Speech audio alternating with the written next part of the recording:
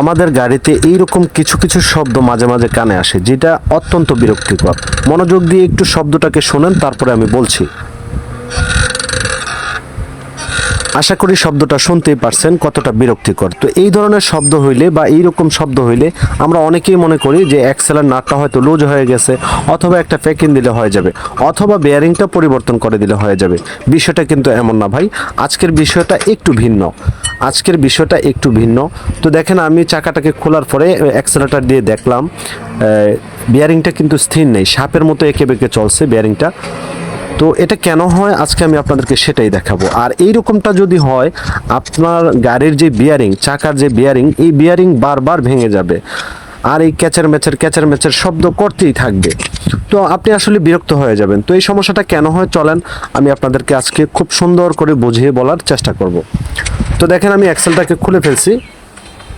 তো অ্যাক্সেলটাকে খোলার পরে আমার চোখে কিন্তু একটা জিনিস পড়লো, বিয়ারিংটা যে পজিশনে থাকার কথা ছিল, বিয়ারিংটা কিন্তু পজিশনে নেই। তার মানে আমি বুঝতেছি যে বিয়ারিংয়ের ঘাটটা ক্ষয় হয়ে গেছে, এটাকে আমি লেদে নিয়ে কাজ করলে হয়ে যাবে।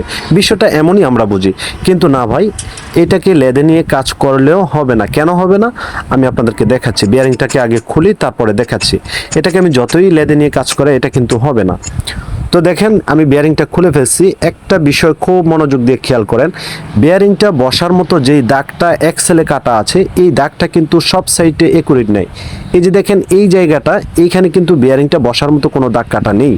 কিন্তু একইভাবে আমি যদি অ্যাক্সেলটাকে একটু ঘুরাই, অপর সাইডে কিন্তু দাগ কাটা ঠিকই আছে। মানে বিয়ারিংটা কতটুকু পর্যন্ত ঢুকবে, এটার জন্য কিন্তু একটা দাগ কাটা আছে। কিন্তু একটা সাইডে কিন্তু দাগ কাটা নেই, একটা সাইডে দাগটা কাটা নেই। কেন এটা কাটা নেই জানেন? কারণ অ্যাক্সেলের যে পজিশন বা একুরেসি ঠিক নেই।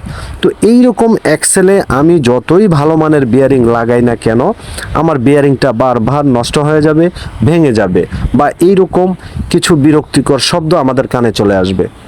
তো এর জন্য আমি কিন্তু সরাসরি এই অ্যাক্সেলটাকে পরিবর্তন করব। এটাকে আমি কাজ করার কোনো প্রয়োজনই মনে করি না।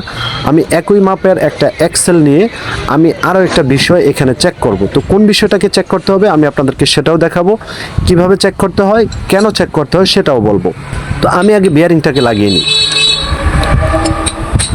তো দেখেন, বিয়ারিংটা লাগানো শেষ। তো এখন আমি অ্যাক্সেলটাকে ঠিকঠাক পজিশনে একটু লাগাবো, লাগিয়ে পিক আপ দিয়ে দেখবো বা অ্যাক্সেলেটার দিয়ে দেখবো বিয়ারিংয়ের পজিশনটা কেমন।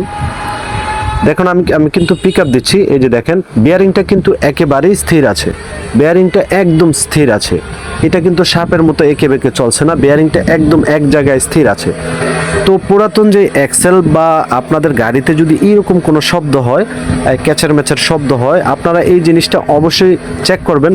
এই আপনার অ্যাক্সেলের যে বিয়ারিংটা বা অ্যাক্সেলটাকে এভাবে পজিশনে রেখে আপনারা পিক আপ দিয়ে দেখবেন যে বিয়ারিংটা স্থির আছে কিনা বা এঁকে বেঁকে চলছে কিনা। যদি এরকম কিছু হয়, তাহলে আপনারা উপযুক্ত যে কাজ করার প্রয়োজন সেটা করবেন, না হয় অ্যাক্সেলটাকে পাশাপাশি বিয়ারিংটাকেও পরিবর্তন করে দিবেন।